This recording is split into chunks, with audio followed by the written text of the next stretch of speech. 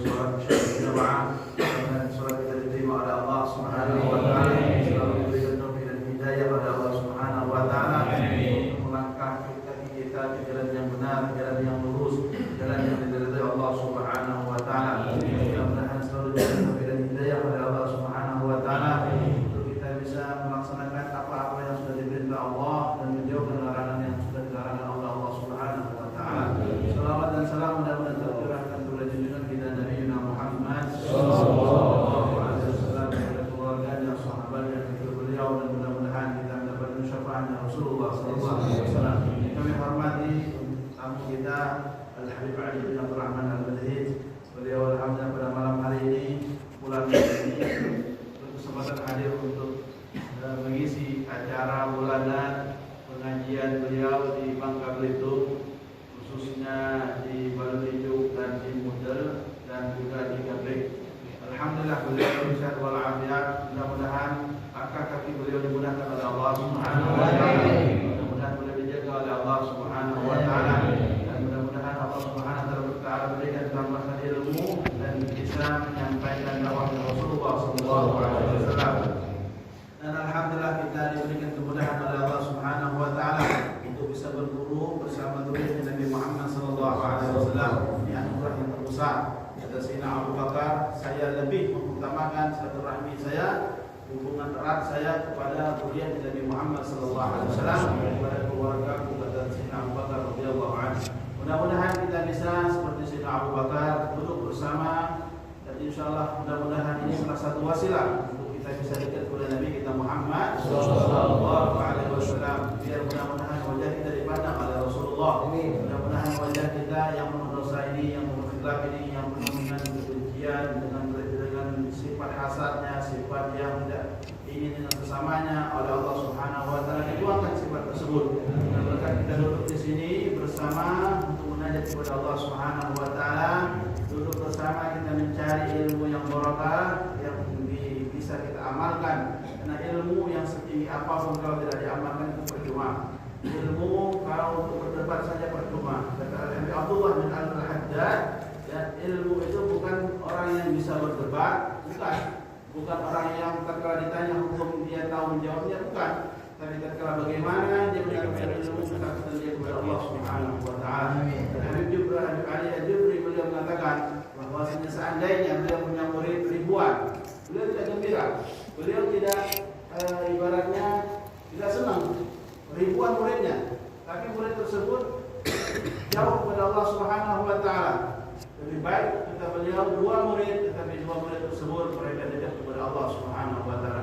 Artinya ilmu yang tinggi bukan menjamin kita untuk dekat kepada Allah Subhanahu wa taala, tapi ilmu yang mana kalau di sana ada ketakutan kita kepada Allah, melaksanakan perintah Allah, inilah ilmu yang tinggi, ilmu yang bermanfaat, dan ilmu yang kelak kita akan mendapatkan silsilah Rasulullah sallallahu alaihi wasallam. Khususnya kita berturut pada dulur Nabi Muhammad sallallahu alaihi wasallam, kepada orang-orang yang belajar kepada dulur Nabi sallallahu alaihi wasallam. Ini adalah silsilah dahabiyah, silsilah yaitu turun menurun, silsilah keilmuannya yaitu silsilah emas sekitarnya. Alhamdulillah, ini salah satu anugerah dari Allah Subhanahu wa taala, masih dititipkan oleh Allah Subhanahu wa taala.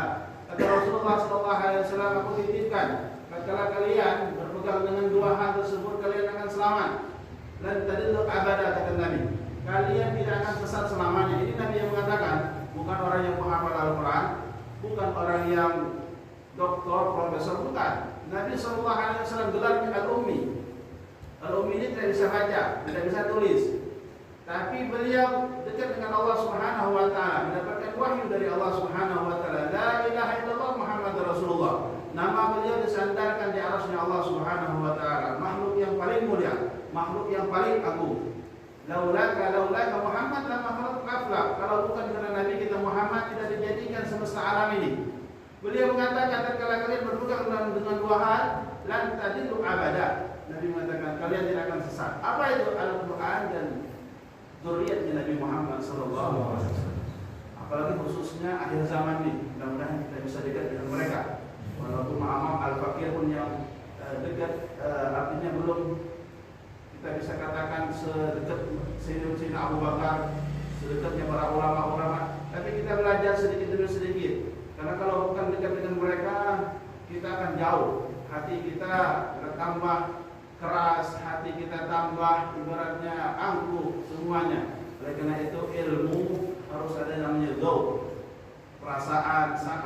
perasaan yang baik, rasa bagaimana cara kita menuntut ilmu, cara kalau kita beribadah kepada Allah Subhanahu wa taala. Ini bukan kita membangga-banggakan, tapi Allah Subhanahu wa taala, innallaha wa malaikatahu yusholluna 'alan nabi. Allah yang bersalawat kepada Nabi Muhammad sallallahu alaihi wasallam. Nabi mempunyai keturunannya, khususnya zuriatnya Nabi Muhammad sallallahu alaihi wasallam. Mudah-mudahan tempat kita tatkala dipinjak mereka mendapatkan keberkahan dari Allah Subhanahu wa taala. Dimanapun kita berada, dengan siapapun kita belajar, mudah-mudahan ilmu yang kita dapatkan Allah Subhanahu wa taala berikan keberkahan. Allah Subhanahu wa taala berikan kekuatan ta'alluq kita kepada guru-guru kita, dan mudah-mudahan Allah Subhanahu wa taala khususnya memperkuatkan kita untuk membaca Al-Qur'an, belajar Al-Qur'an yang bersanad kepada Nabi kita Muhammad sallallahu alaihi wasallam, dan bisa kita amalkan, amin ya rabbal alamin.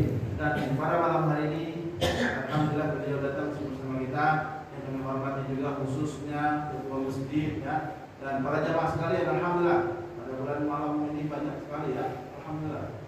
Mudah-mudahan istiqomah ya. Istiqomah berat, apalagi ada main bulu tangkis apa segala berat istiqomah. Jadi istiqomah itulah akan membawa kita kesuksesan ya. Mudah-mudahan semua kita istiqomah ya. Mudah-mudahan kita dimantapkan oleh Allah Subhanahu wa taala. Jarang ya ada orang yang minta akan Allah Subhanahu wa taala berikan, tapi kita alhamdulillah taufik dan hidayah dari Allah Subhanahu wa taala. Jagakan itu. Ya, dengan apa? Sama-sama kita duduk bersama. Mudah-mudahan dia apa yang disampaikan oleh Ali ya, bermanfaat untuk kita dan berkah, dan bisa kita amalkan, amin ya rabbal alamin. Maaf kita berpanjang lebar ya, karena tadi diminta guru Robi kita harus panjang sedikit katanya. Kita panjang sedikit, alhamdulillah jam 10. Saya jam 10 dulu. Menunjukkan sekarang jam 9 kurang. Mana ada kurang kan? 9 kurang. Jadi kalau kita selesai ke jam 3 mau. Ya, baik, waktu dan tempat kami silakan kepada guru kita kali kita akan berdiri. Bismillahirrahmanirrahim. Alhamdulillahirabbil alamin.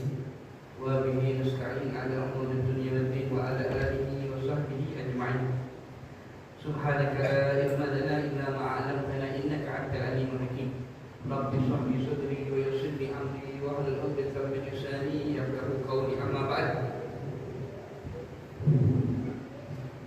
Alhamdulillah, segala puji bagi Allah Subhanahu wa taala yang mana memberikan kita nikmat sehat, nikmat afiat, nikmat sehat, yaitu nikmat sehat untuk ibadah kepada Allah taala. Kita dihidup kesehatan, kalau kita tidak ibadah, wah itu sehat, asam sakit. Iya. Asam sakit maksudnya lebih baik sakit. Jadi ada satu cerita, ada pemuda 30 tahun tidak pernah sekali pun menyebutkan Allah Subhanahu wa taala. 30 tahun lalai kepada Allah Subhanahu wa taala. Saking maksudnya sedikit pun enggak ingat sama Allah Subhanahu wa taala.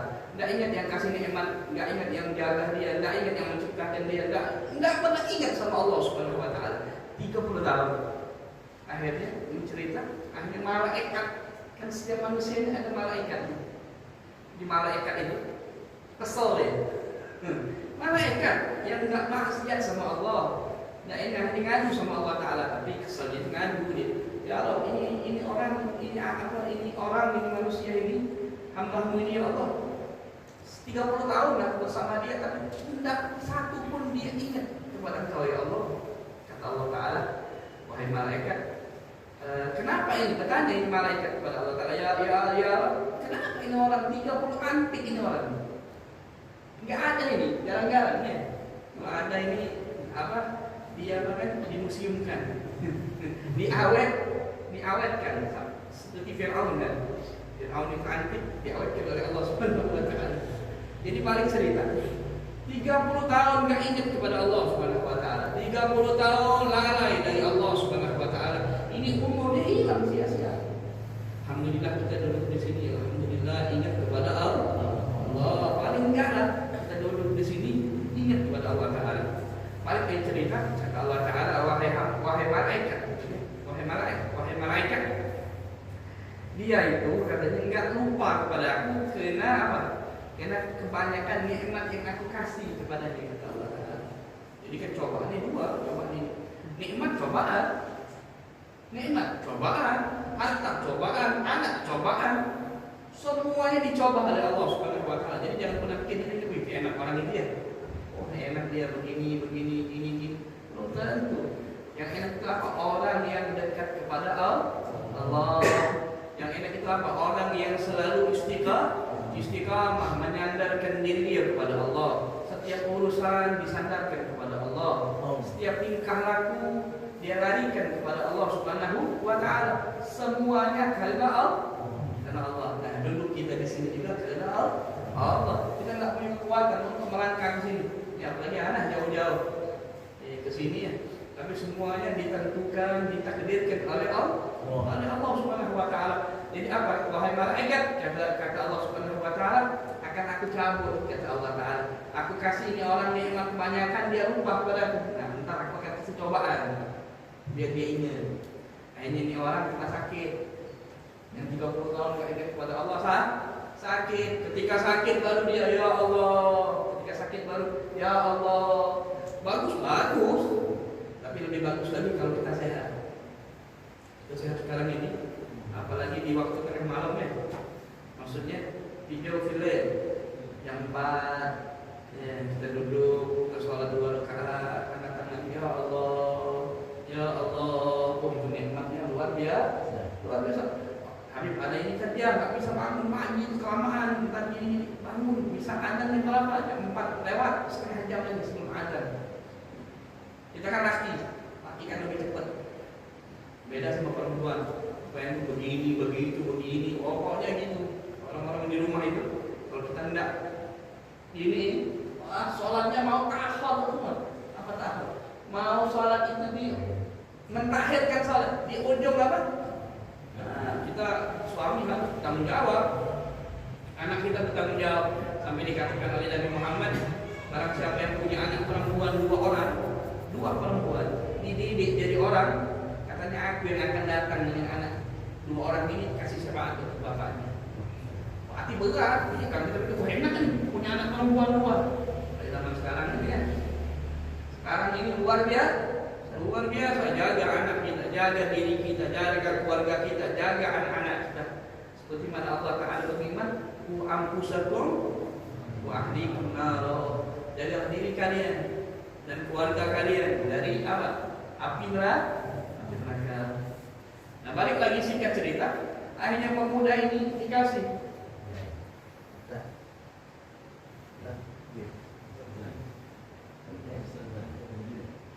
Betul.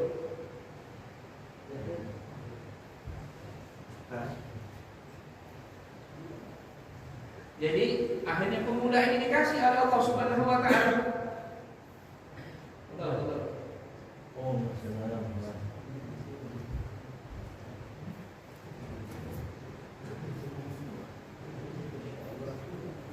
Jadi akhirnya ini pemuda diuji oleh Allah Taala dengan sakit. Ketika sakit dia ingat kepada Allah Subhanahu wa taala. Nah, ini kata Allah Taala, wahai malaikat lihatlah. Nah, sekarang dia aku uji ya. Dengan sakit ingat kepada aku. Ini alhamdulillah ini. Sakit ingat kepada Allah Taala. Ini kita kadang-kadang ada orang yang sakit ingat sama Allah Taala, sehat lupa lagi, ini bahaya ini. Jangan sampai sama seperti Fir'aun. Fir'aun itu ketika ditenggelamkan oleh Allah Taala, baru dia bilang, "Amanna bil Musa wa Harun." Aku beriman, kata malaikatnya, kata Fir'aun, aku beriman kepada Tuhannya Musa dan Tuhannya Nabi Allah Harun. Jadi Musa tidak Harun. Ini enggak ada lagi sudah. Kenapa? Karena nafas sudah sampai di tenggorokan. Iya. Nah, kita punya umur, alhamdulillah sekarang ini kita punya umur sehat walafiat. Kita gunakan untuk ingat kepada Allah Taala lebih lagi. Sampai disebutkan dalam sebuah hadis, kalau ada orang tua, kata di sebuah hadis kata Nabi Muhammad sallallahu alaihi wasallam, beribadah, masya Allah luar biasa. Tapi kalau ada pemuda yang ibadah, maka lebih luar biasa. Tapi Tapi orang kalau misalnya orang tua ibadah, pasti mudahnya sudah ibadah. Iya, karena unsurnya dari sini. Insya Allah majelis malam ini sedikit kita akan bahas nyambung dari majelis bulanan kita yang lumayan juga lama. Gitu. Iya, lumayan lama nggak ketemu. Tapi alhamdulillah malam ini kita ditemukan oleh Allah Subhanahu Wa Taala, dikumpulkan di tempat. Mudah-mudahan Allah Taala kumpulkan kita di sebaik-baik tempat di sisinya Allah Subhanahu Wa Taala bersama baginda Nabi Muhammad Sallallahu Alaihi Wasallam. Apa itu riyadul jannah, taman-taman surga dari Allah Subhanahu Wa Taala. Nah, sedikit kita akan bahas ini pembahasan malam ini sedikit alladzi yahrumuna bil hadas, sesuatu yang diharamkan kalau kita punya hadas. Kan manusia ini punya hadas. Ada hadas besar, ada hadas kecil.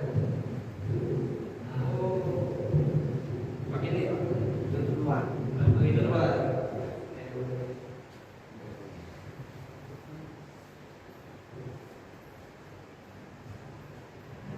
Jadi ada hadas besar, ada hadas kecil. Bagaimana cara menghilangkan hadas? Seperti mana kita ketahui, hadas kecil dengan berwudu yang benar, hadas besar dengan mandi wajib, mandi yang benar. Wudu yang benar itu luar biasa. Kami dikatakan kalau orang wudu yang betul, semua dosanya akan keluar. Orang wudu yang betul, maka akan ada cahaya, ada nur. Ini luar biasa ya. Jadi wudu-wudunya para sahabat soal ini. Kita gimana wudunya? Kita ikutin mereka. Tasyabbah, kita tasyabbah semuanya mereka, kita menyerupai mereka walaupun kita tidak sama seperti mereka sedikit-sedikit. Mudah-mudahan. Nah, ini di sini ada satu hal alladzina yahrumuna bil hadas, yang diharamkan kalau kita punya hadas. Contoh gini, kita punya hadas kecil, enggak boleh begini, harus pakai wudu dulu seperti di sini. Alladzina yahrumuna bil hadas wal janabah wal haid arba'atun. Ini orang yang punya hadas kecil, hadas besar. Kalau kita janabah, kalau perempuan haid, ini ada 4 hal yang tidak boleh kita lakukan. Pertama apa itu? As-salat. Salat. Tidak boleh orang salat tanpa wudu. Haram hukumnya kalau dia ketahui. Kalau dia tahu, salat negara tanpa wudu haram hukumnya. Harus dia wudu dulu. Kalau dia punya hadas besar, maksudnya wudu di sini kalau dia punya hadas. Tapi kalau anak tidak punya hadas, anak punya wudu anak belum batal, boleh nggak? Boleh. Ini masalah. Maksudnya di sini orang yang salat harus berwudu ini bukan setiap salatnya harus wudu, enggak. Ya, karena contoh ini, kita sholat maghrib tadi dengan wudu. Nah, sekarang isya sholat tadi kita belum batal, boleh nggak? Boleh. Maksudnya sholat dengan wudu. Kalau kita punya hadas harus wudu dulu, harus suci. Karena kita menghadap Allah Subhanahu Wa Taala. Dikatakan ketika seseorang diri menghadap Allah Subhanahu Wa Taala, sholat itu maka Allah Taala menghadapkan zatnya kepada kita. Sampai kapan? Sampai kita berpaling dari Allah itu tidak akan meninggalkan kita kalau kita jauh paling dari Allah Subhanahu Wa Taala. Makanya disebutkan di sini ada 4 perkara. Yang pertama apa itu as-salat. Jadi orang yang punya hadas besar, hadas kecil nggak boleh sholat. Maksud nggak boleh di sini? Enak nih, anak nggak punya wudu nggak boleh sholat. Ya udah nggak sholat. Bukan. Maksudnya nggak boleh mengerjakan sholat kecuali kita sudah berwudu, kecuali kita sudah mandi wajib bagi yang punya hadas besar. Perempuan head sholat dia haram hukumnya. Iya. Kalau dia tahu haram, apa kata Imam Hajar bilang kenapa ibadah fasidah, ibadah yang salah. Habib, contoh gini, ada orang head perempuan, dia nggak tahu, dia sholat aja nggak boleh, dan diterima sholatnya. Kenapa? Karena dia dari keadaan head. Tapi kalau dia tahu yang diharamkan, haram sholat, haram melakukan ibadah seperti mana sholat ketika dia punya hadas besar, dia lakukan maka dosa. Nah, makanya ini tadi. Yang kedua, baik sholat tadi fardhu atau nafil, baik sholat tadi sunnah, wajib ataupun sunnah. Kalau sunnah juga nggak boleh, harus pakai wudu. Ada nggak Habib sholat yang nggak pakai wudu? Ada urat. Contoh gimana? Contoh kalau kita di kendaraan nggak berhenti, ini waktunya sudah mepet ini. Enggak apa-apa sholat, namanya ihtiramul waqt. Entar digodok atau kalaupun enggak digodok, misal berhenti itu mobil ada tempat wudu, ada sholat. Kalau waktunya masih ada, kalau waktunya enggak ada, baru ya namanya digodok. Di sholat di luar itu enggak apa-apa, darurat. Nah, enggak punya wudu dia, enggak bisa wudu, enggak apa-apa. Nah, tapi kalau enggak darurat seperti kita sekarang ini wajib itu wudu itu luar biasa. Kemarin kita sudah bahas. Wudu itu pahalanya luar biasa. Dengan kalau dipakai sunnah Nabi Muhammad. Kesunahan wudu itu banyak. Karena bilang sekian ratus. Ya. Nah kita pakai luar biasa. Muka orang yang berwudu sama yang tidak wudu beda. Iya benar beda. Lain. Kenapa? Karena ketika berwudu seluruh dosa yang ada di muka ini diangkat oleh Allah Subhanahu wa taala. Hilang turun dengan air yang turun daripada berwudu. Nah, selanjutnya di sini apa? As-salat. Wa kadzalika nahwu salat wa huwa arba'atun. Ada juga sesuatu yang sama seperti salat. Yang tak boleh dilakukan kecuali dalam keadaan suci. Apa itu? As-sujud tilawah. Orang sujud tilawah. Baca Quran sujud tilawah. Harus pakai wudu. Kalau enggak ada wudu enggak sah. Apalagi sujud syukur, punya syukur harus pakai wudu. Anak dulu pernah. Ini makanya ibadah dengan ilmu harus ada di sebab itu bilang wa alimu bi ilmihi lam ya'malan mu'adzabun min qabli ibadatin wa san wa kullu man bi ghairi ilmin ya'malu amaluhu mardudatan la tuqbal. Apa kata ada syair dalam zubat fikih, ada zubat itu namanya 1000 daripada syair. Itu hukum fikih ada di situ. Apanya setiap perbuatan amal ibadah kita di sisi Allah Taala tanpa ada ilmu mardudun la tuqbal, mardud tidak diterima, ditolak oleh Allah Subhanahu wa taala. Kenapa? Karena tidak ada ilmunya. Sama kayak sekarang nih mau ke bandara harus sudah vaksin, harus pakai antigen, harus pakai apa lagi? PCR, macam-macam udah. Iya. Kalau kita nggak pakai itu nggak bakal masuk. Apalagi ibadah kepada Allah Subhanahu wa taala. Iya, ibadah kepada Allah Subhanahu wa taala. Nah, balik lagi tadi seperti sujud syukur. Banyak sekarang ini orang main bola. Ya, di TV malah diikutin semua di akhir hari. Jangan diikutin. Habis main bola, wah dapat gol dia sujud syukur.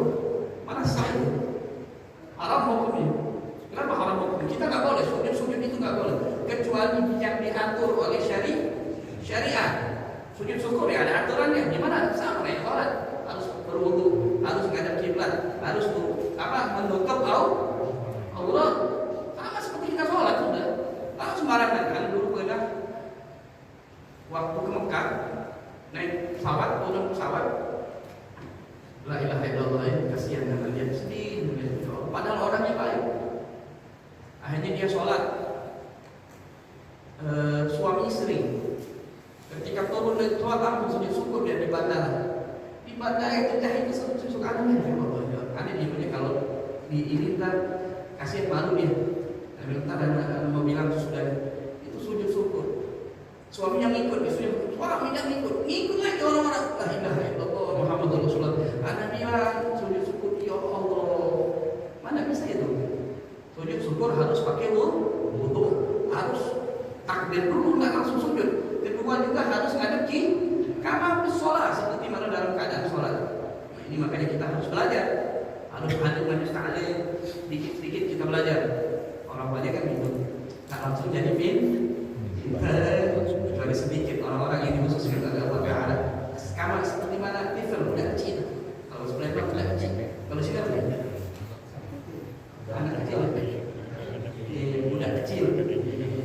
Kalau Palembang ada bahasanya budak kecil. Itu nggak ada langsung bisa jalan ya. Dia merangkak dulu diri itu lama dia mau diri, nimbangin dulu, baru berani dia melangkahkan kaki. Begitu juga kita ibadah kepada Allah. Begitu juga kita mencari ilmu Allah Subhanahu wa taala. Sedikit demi sedikit. Hanya memang ustaznya sampai kita orang belajar itu di pondok itu tahunan. Ya ada yang 10 tahun, ada yang 5 tahun, ada yang 6 tahun. Saya tanya, Ustaz berapa lama di pondok? Sebentar habis. Berapa? 7 tahun. Memang sebentar. 7 tahun itu tidak ada apa-apanya kalau kita belajar. Dimanapun sampai kapanpun kita harus belajar. Nah, balik lagi kita tadi demikian. Sujud syukur harus ada ilmunya. Ntar ada bab khusus. Tapi yang pasti orang yang ada hadas nggak boleh sujud syukur. Berarti gimana caranya? Dia wudu dulu kalau dia punya hadas kecil. Kalau punya hadas besar berarti dia mandi. Yang selanjutnya wa khutbatul Jum'ah. Khotib. Ketika dia khutbah, batal untuknya wajib dia turun dari itu mimbar. mimbar, jangan heboh. Ada kejadian satu. Makanya orang yang beda, orang yang ta'lim sama ghairi ta'lim itu beda. Orang yang belajar sama enggak belajar beda. Ini satu cerita. Kalau nggak salah teman-teman juga di Bangka ini. Jadi dulu Jakarta, dia sama ada di apa di Bangka di Jakarta sama ada. Dia dulu tapi anak masuk dia sudah ada orang Bangka sini. Dia belajar ke Yaman, balik ke Yaman disuruh khotbah dia. Ketika tengah khotbah turun dia dari mimbar. Orang heboh kacau. Ini kenapa nih? Ini khotbahnya lari nih, kabur ini. Orang nggak tahu dia. Kenapa dia turun dari apa mimbar? Karena dia wudunya batal. Jadi lucunya lagi, ada orang di situ langsung orang ini naik terusin khotbahnya. Terus bagusnya tunggu dulu. Ya, kalau kita ngerti kita paham lah. Berarti orang ini batalin wudunya nih. Maka dia wajib turun harus. Turun, ambil wudu, naik lagi, khotbah lagi. Ambil kepanjangan khotbahnya. Dia kan udah panjang khotbahnya, mau selesai khotbah dulu. Kan? Ya udah khotbah ambil rukunnya. Oh, ambil rukunnya aja. Yang sepeluhnya yang rukun di dalam khotbah. Baca hamdalah, baca sholawat, wasiat taqwa, baca ayat, baca doa. Allahumma ighfir. Udah selesai. Ambil rukun-rukunnya saja. Kita kalau khotbah begitu, batalin terusin lama ini. Bahaya. Nah, ada lagi satu faedah. Kalau kita sholat Jumat di makmum ini, kalau Jumatan ada sering jadi makmum. Nggak tahu nggak ini kalau apa jadi khotib itu nggak tahu lah. Ada orang yang kan khusus. Kadang-kadang ada orang yang apa? Yang memang dia itu ketika naik mimbar itu beda udah.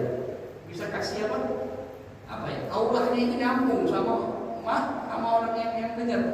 Kalau ada itu nggak tahu, ada aja nggak semua apa itu kalau direkam mana dengar aja nggak enak.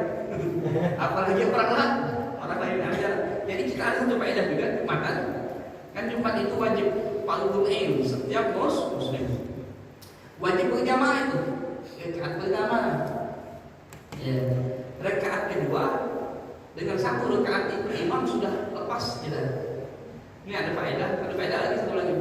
Ada imam yang sholat biasa dia, tapi karena dia di dalam, dia nggak tahu orang yang di luar itu kehujanan. Nah kita kalau jadi makmum gimana ya? Kalau kita sudah rakaat pertama sama imam, ini contoh orang yang nggak ngaji, nggak belajar. Jadi satu kejadian benar, sholat hujan kencang hujannya. Itu di luar itu kabur semua, lari, batal semua sholatnya. Kalau dia punya ilmu bagaimana? Dia selesaikan sholatnya rakaat kedua itu dengan mufaraqah dengan imam. Dengan cepat. Selesai langsung dia boleh kabur. Ini orang yang ngaji, yang belajar ketika itu cuma sedikit yang begitu. Yang lainnya kabur, batalin sholat cuma dia batal. Oh, ini orang yang tak belajar, itu ada bab yang lain. Nah, balik lagi ke sini tadi, harus punya wudu. Yang terakhir wassalatul janazah. Jenazah ini harus pakai wudu walaupun ada ulama bilang ilmu itu kan luas. Ada ulama bilang enggak perlu katanya sholat jenazah itu pakai wudu. Kenapa? Karena sholat jenazah itu doa kan. Orang yang doain jenazah lah bahasanya. Doa kan wudu. Ada yang bilang gitu. Tapi muktamadnya harus pakai wudu. Ya kan namanya sholat. Iya, sholat jenazah kan ada takbir. Takbiratul ihram, kita harus pakai wudu. Yang selanjutnya, orang yang punya hadas nggak boleh tawaf. Nggak boleh tawaf. Kenapa? Karena tawaf manzilatus shalah. Karena tawaf ini li'annahu bimanzilatis shalah. Karena tawaf ini sama kedudukannya seperti sholat. Baik tawaf wajib atau tawaf sunnah. Seperti orang umroh tawaf, orang haji tawaf yang wajib. Kalau misalnya sunnah seperti orang masuk ke Masjidil Haram, nggak sunnah sholat tahiyatul masjid, langsung tawaf. Tawaf itu luar biasa. Mudah-mudahan insyaallah semua yang hadir ini mudah-mudahan diberi keberkatan oleh Allah Taala. Bisa tawaf insyaallah. Bisa tawaf.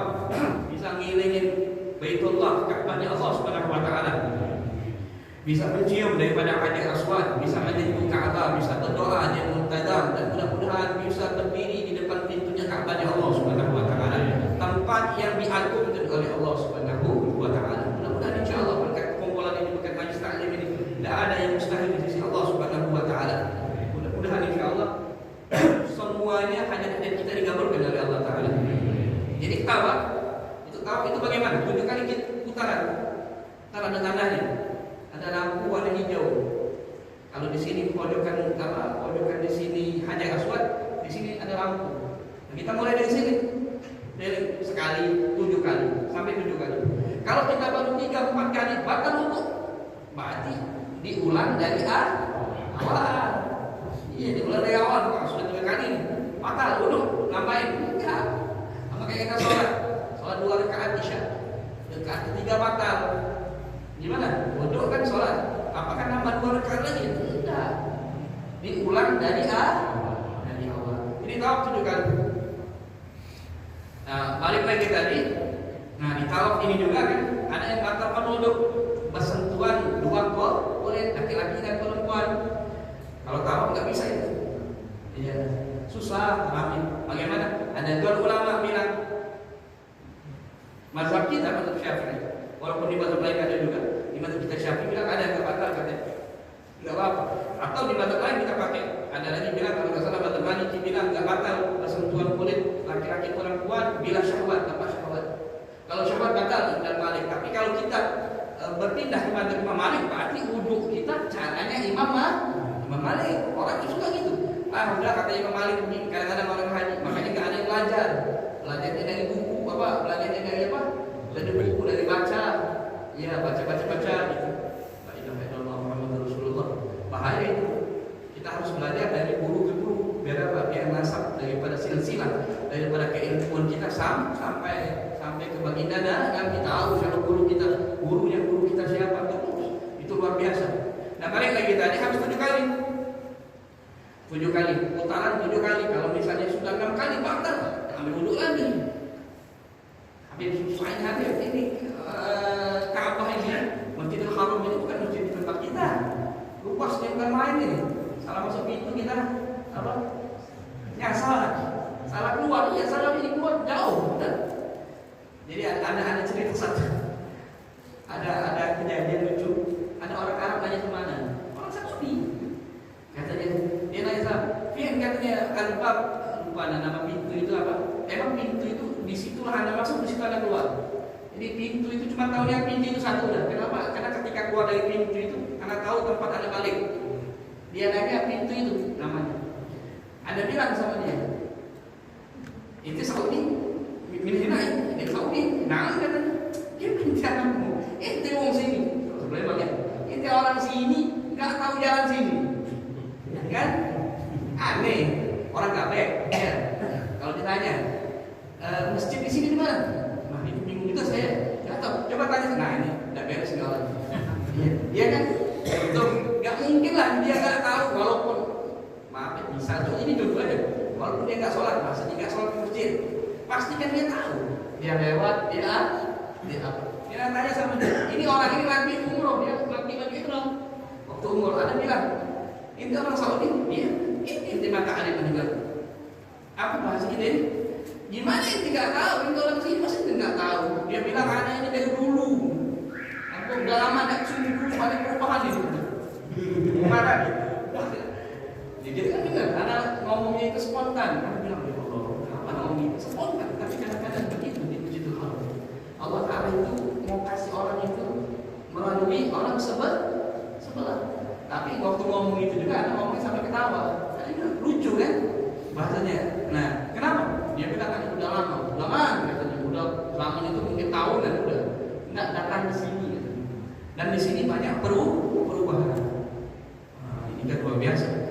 Tadi kadang-kadang itu orang dekat itu tadi makanya mudah-mudahan insyaallah ya kita yang jauh ini lebih gampang dari yang dekat. Makanya ada Magola bilang kadang-kadang apa katanya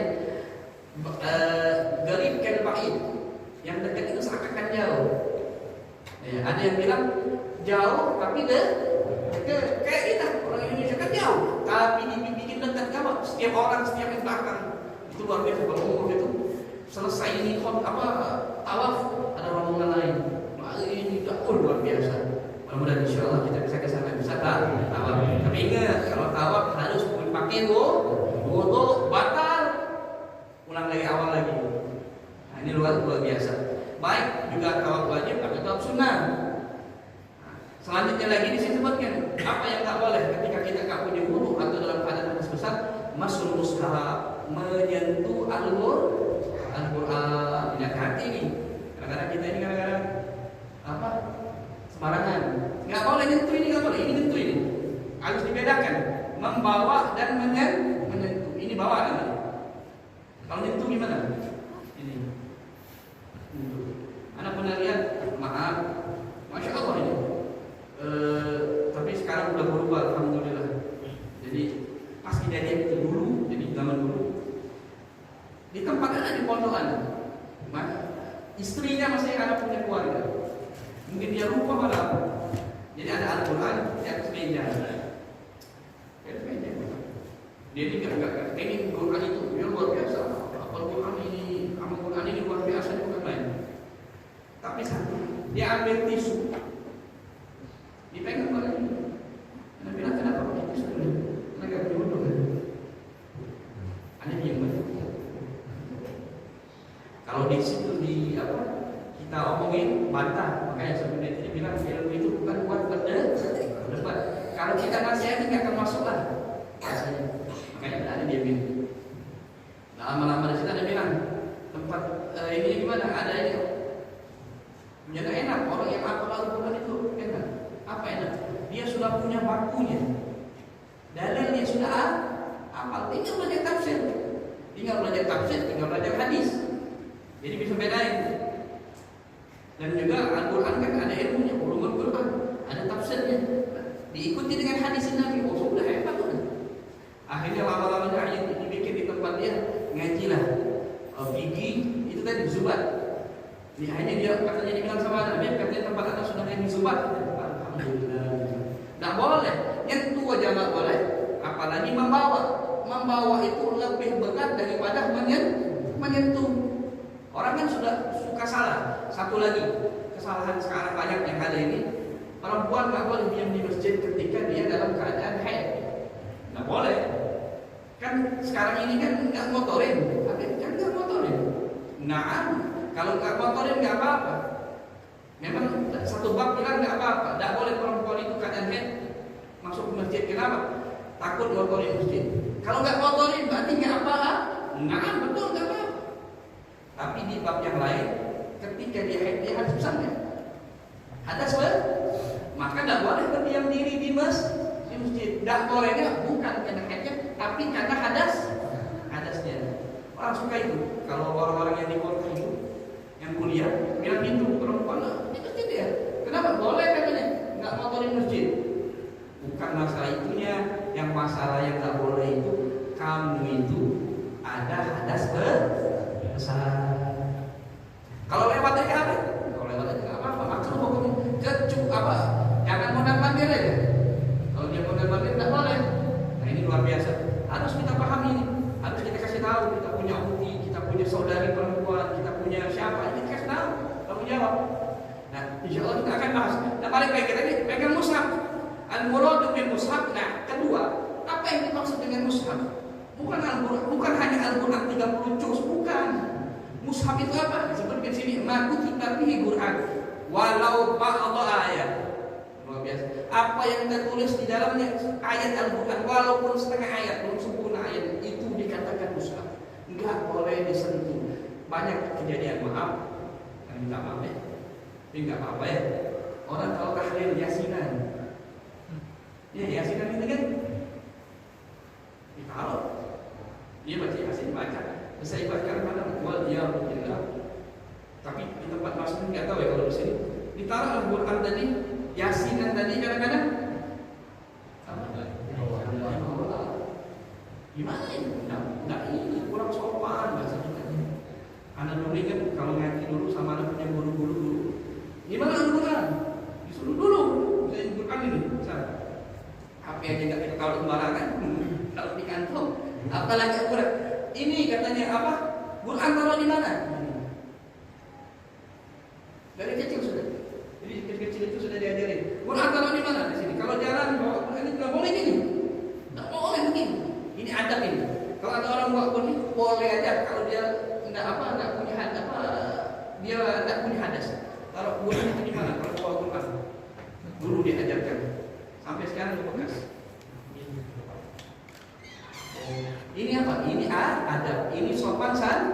dituangkan sana. Adabnya dengan Al-Quran. Orang dulu luar biasa dengan Al-Quran. Makanya kata apa? La yamassuhu illa mutahharun. Disebut tidak boleh nyentuh Quran itu. Apalagi membawanya, membacanya. Kecuali orang-orang yang suci. Itu kalau tafsirannya banyak. Disebutkan kalau tafsir itu banyak. Begini. Nah balik lagi ke tadi, kita nggak boleh makutiba bihi Quran walau ba'da ayat. Kita pikirkan Quran itu 30 juz. Kalau misalnya lembaran, satu lembar. Ini satu lembar ayat Al-Quran semua. Ini Al-Quran ini bagian daripada Al-Quran. Nggak boleh kita pegang. Kecuali dalam keadaan dulu. Kecuali contoh ini kita dapatin di jalan, robekan daripada Al-Quran. Nggak punya wudu, nggak apa-apa, udah ambil. Ada yang dibolehkan. Kenapa? Karena darurat. Kalau kita nggak ambil itu bisa diinjak orang. Atau Al-Quran itu mau kebakar, ada api kebakar. Oh ini kalau ambil wudu balik lagi apinya habis makan sama apa? Sama api. Iya, ambil. Atau kita lihat anak kecil pegang Al-Quran dimainin. Mau dilempar atau apa? Oh ini nggak punya wudu, ngambil wudu dulu. Ini ngambil wudu, ini balik lagi itu Quran sudah masuk ke kolom atau kemana? Ke tempat air atau sudah dibuang. Nggak boleh nih. Itu namanya darurat. Tapi kalau misalnya nggak darurat, wudu dulu. Makanya hati-hati dengan Yasin atau apa aja yang bertulisan dengan Al-Quran.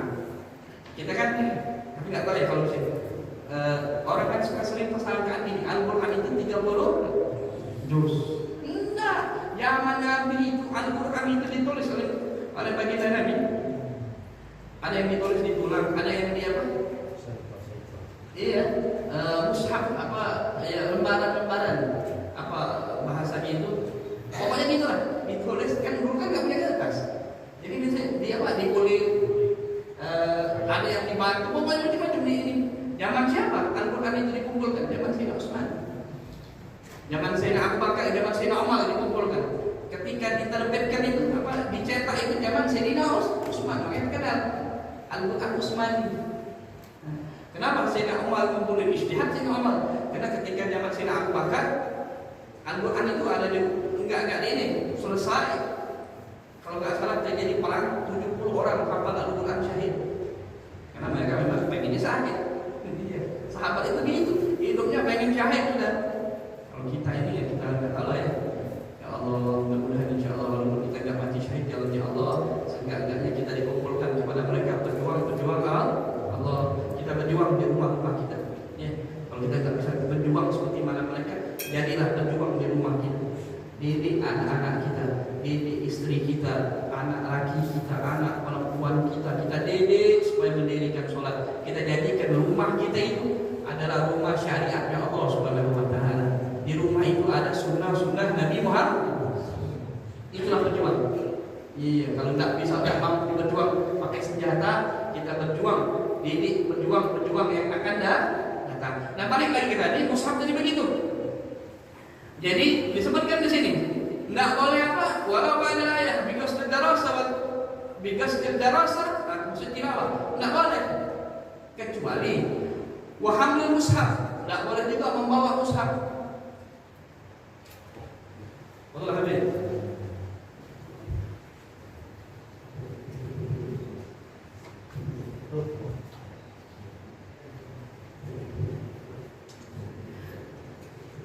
Menyentuhnya nggak boleh, ya harus pakai wudu. Jadi diceritakan ada satu cerita, anak lupa zamannya tabi'in belum. Ini jadi kekasihnya Allah Subhanahu wa Ta'ala, wali luar biasa. Ini dia jalan, dia mabuk, dia mabuk di Mesir di Irak, di jalanan Irak itu. Ketika dia mabuk jalan, dia dapatkan lembaran, ada tulisan namanya Allah Subhanahu wa Ta'ala. Jadi ini subhanallah ya, hidayah ini Allah Ta'ala kasih itu pada siapa aja yang dikehendaki. Ya, tapi walaupun kadang-kadang hidayah itu harus dicari, kita berdoa kepada Allah Ta'ala, kumpul untuk mencari hidayah, taufik hidayah Allah Ta'ala. Singkat cerita, ini orang nemu tulisan namanya Allah, diambil sama dia. Ini orang kadang mampu ya, ada lupa namanya siapa ini. Selesai ini jadi orang sufi luar biasa. Selesai itu diambil catatan itu, dikasih minyak apa, dikasih banyu mawar biar wangi. Kenapa? Namanya Allah ini ditaruh lah, diambil sama dia, dikasih wangi wangi-wangian, ditaruh di tempat yang pokoknya dispesialkan. Malamnya dia mimpi. Malamnya dia mimpi ada suara. Wahai bulan demi bulan, hari ini engkau sucikan namaku, besok aku akan menyucikan dirimu. Wih, luar biasa. Bangun dia dari tidur langsung tobat kepada Allah Subhanahu wa taala. Langsung rasa takut yang luar biasa. Kita tidak ada rasa takut sama Allah taala. Kalau kita punya rasa takut, maka kita tidak akan menyiapkan waktu sedikit pun untuk lalai dari Allah Subhanahu wa taala. Kita tidak punya rasa takut itu sesekali lah. Kalau ingat, wah ini mati nih. Ini kayaknya nih. Ada kan kadang-kadang manusia itu mikir, kalau mau tidur, wah takut ini besok ini bangun nggak? Nah mulai ya dikir, mulai ya ini, iya. Itu kalau malaikat maut itu bisa di SMS mungkin enak ya.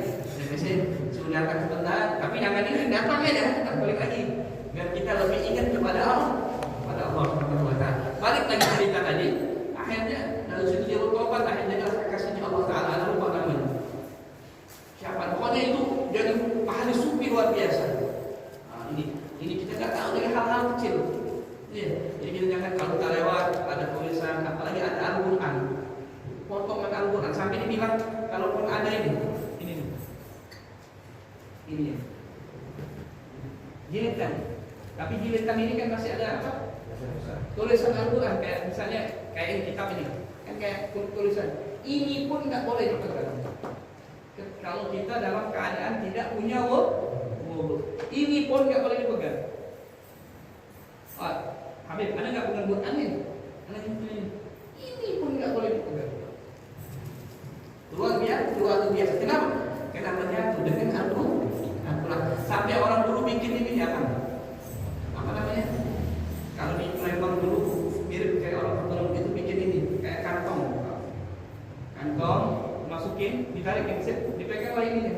Kalau kita ngaji dulu, itu kantongnya aja nggak boleh dipegang.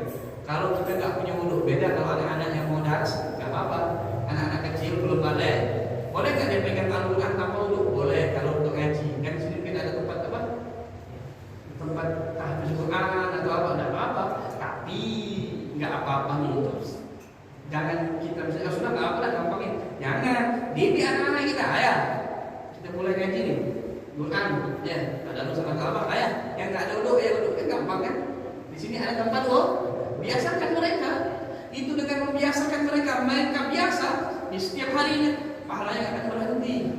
Ilah yaumul qiyamah, entar yang ngajarin orang itu ngajarin terus. Kita di waktu kita di barzakh di kubur kita cuma dapat pahalanya kan. Luar biasa.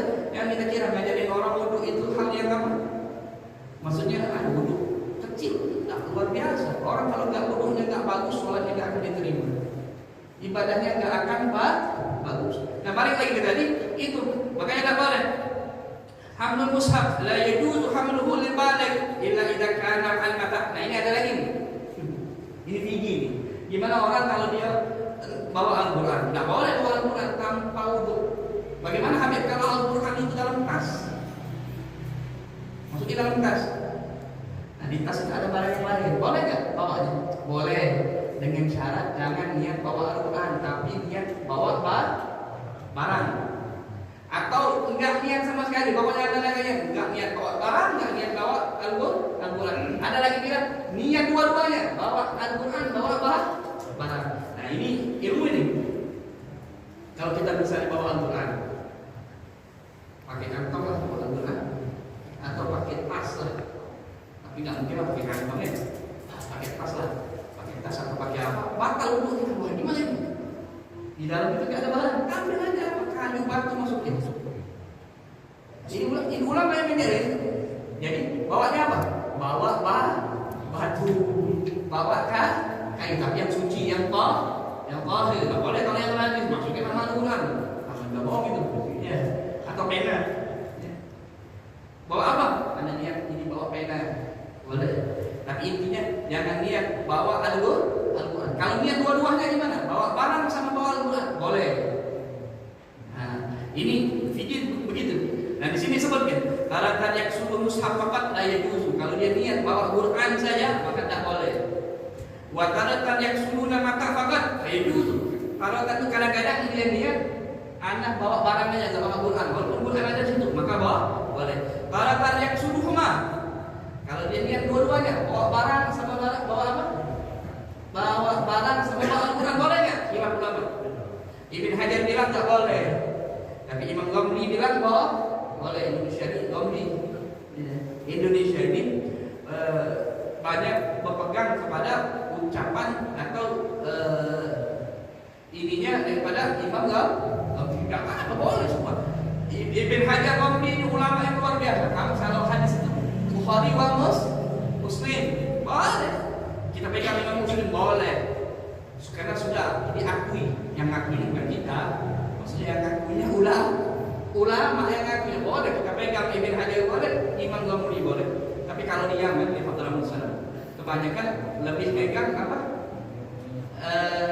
Ibn Hajar. Kenapa? Karena Ibn Hajar ini hidupnya lebih waro. Maksudnya hidupnya apa?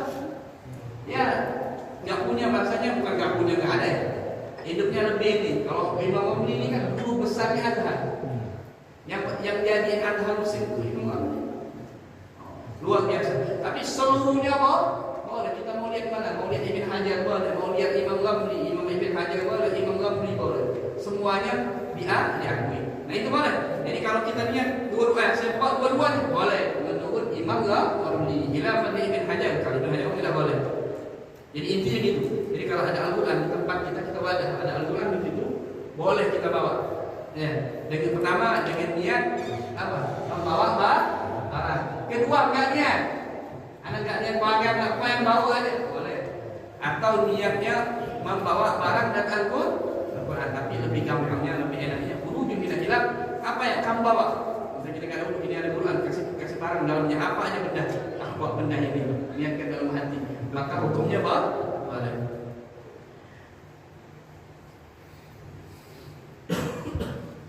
Disebutkan di sini, yajuzul hamlul mushaf wa masruhu lisabi. Boleh membawa mushaf dan mengusapnya. Membawa atau mengusap, membukanya lisabi bagi anak kecil. Tapi dengan syarat anak itu mumayyiz. Mumayyiz sudah bisa, sudah ngerti dia. Kalau kita ngomong ngerti dia. Boleh sudah berapa? Lidah sahabat boleh untuk belajar. Habis itu boleh juga untuk enggak belajar pun boleh. Ada si Umar bin Khattab bilang, walaupun enggak untuk belajar boleh dipegang, karena dia kan sudah ngerti, sudah tahu Quran. Mungkin sembarangan, kecuali anak kecil yang enggak ngerti, ambil enggak boleh, jangan. Takutnya Al-Quran itu apa? Dia dirobek sama dia ada lain-lain. Nah, bagaimana jilidnya? Nah, seperti yang tadi Anda bilang, al-jildu mushaf la yaju masruhu wa la hamluhu. Jilid ini jilid namanya. Apa namanya? Kulit ya. Ini koper. Nggak boleh ini kita pegang. Misalnya gini. Habib, ini bukan Quran ini. Ini boleh nggak boleh. Dipegang begini nggak boleh. Selagi dia masih menyambung dengan Al-Quran. Kecuali kalau dia sudah copot, sudah lepas. Dan ketika kita pegang, tanya sama orang, ini apa? Orang bilang tetes, nggak boleh. Tapi kalau kita pegang, orang apa itu? Ini kulitnya Quran, nggak boleh. Kan biasanya kan kulitnya itu kan ada apa? Ada tulisannya. Tetap itu pun hanya dihormati. Bagaimana Al-Quran? Minyak ini nggak boleh deh.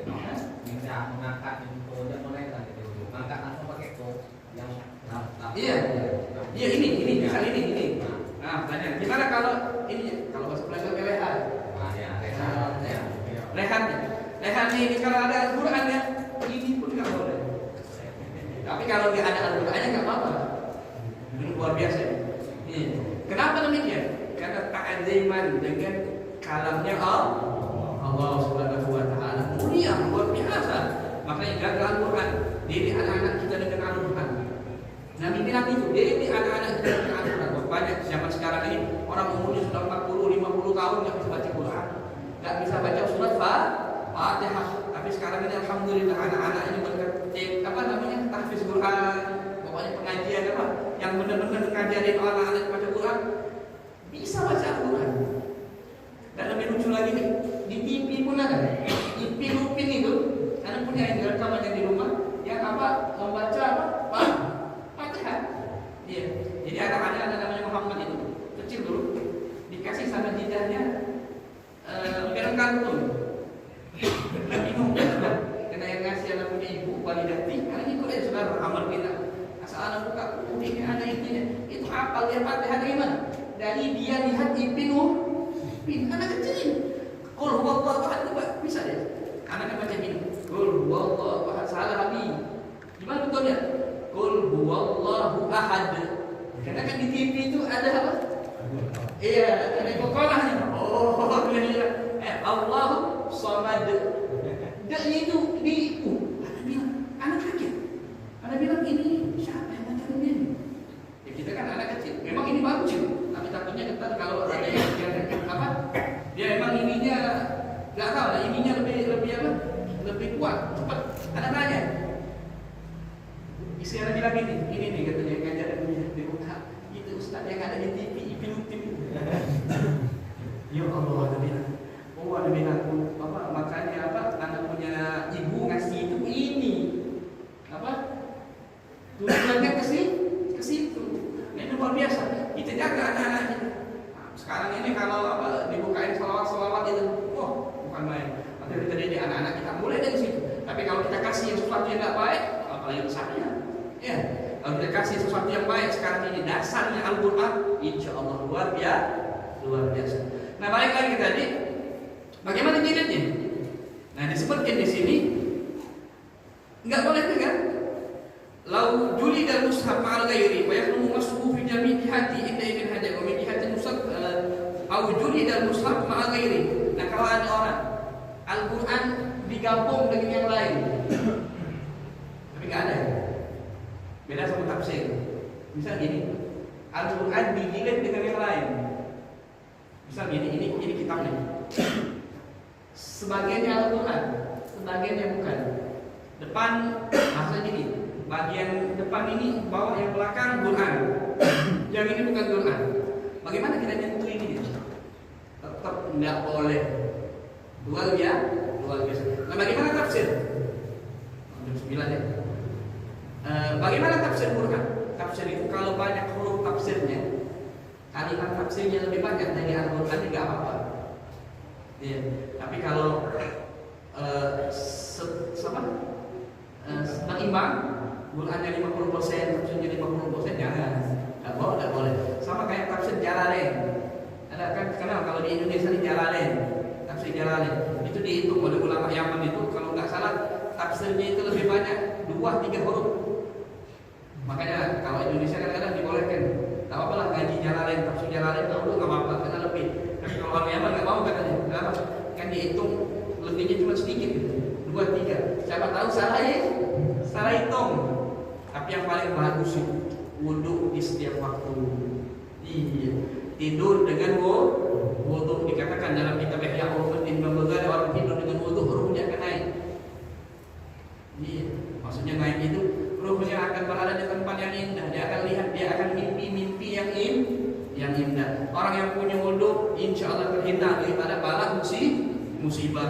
Orang yang punya wudhu akan dijaga oleh Allah Taala. Orang yang wudhu, kalau dia meninggal, dia akan menghadap Allah Taala dengan keadaan suci. Kalau kita meninggal tidur, tidak bangun lagi, tidak suci kita. Maka kita akan menghadap Allah Taala dengan keadaan yang kotor, yang punya hadas. Ya, hadas kecil ataupun hadas besar.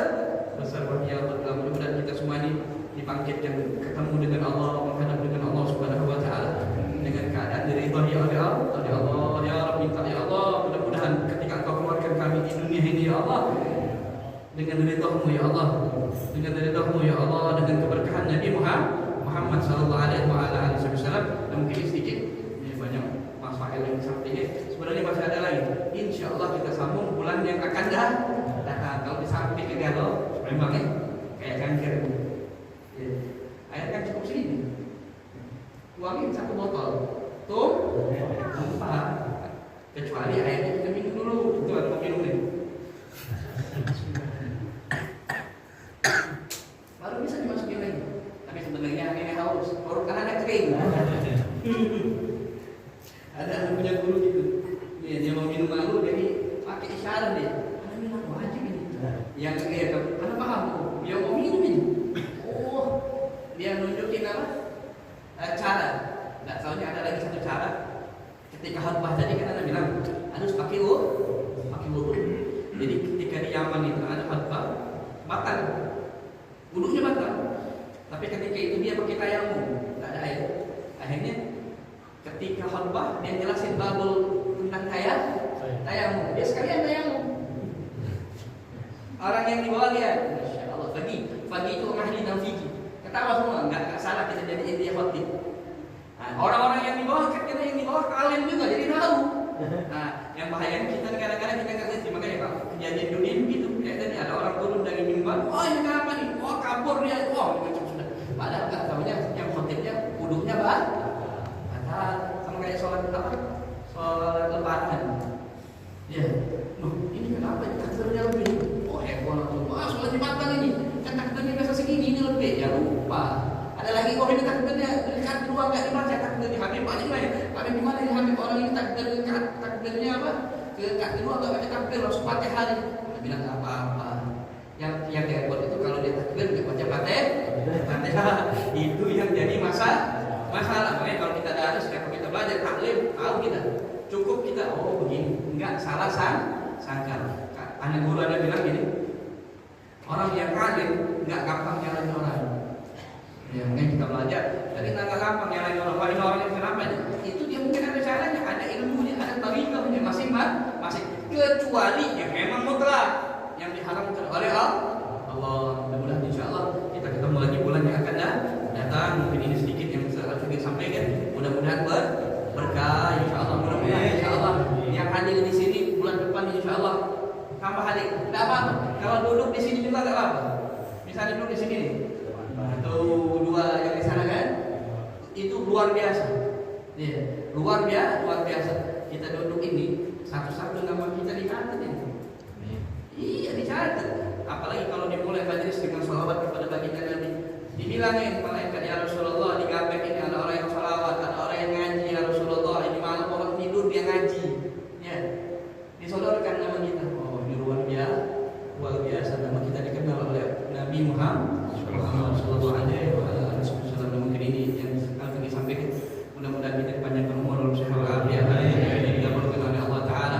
Diluaskan rezeki kita kasih yang ma'nawiyah, dan mudah-mudahan insyaallah yang sakit baik yang sini ataupun yang enggak hadir di sini Allah Taala sehatkan, dan mudah-mudahan seluruh urusan dunia kita, urusan akhirat kita digampangkan oleh Allah Taala.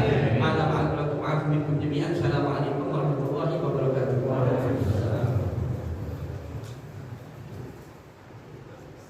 Bismillahirrahmanirrahim. Alhamdulillahirabbil alamin. Muhammad wa ala alihi Muhammad. Allahumma hdina bil huda waj'alna mimman yasha'u fi ridha wa la tuwadina wa la insiwa wa la taj'al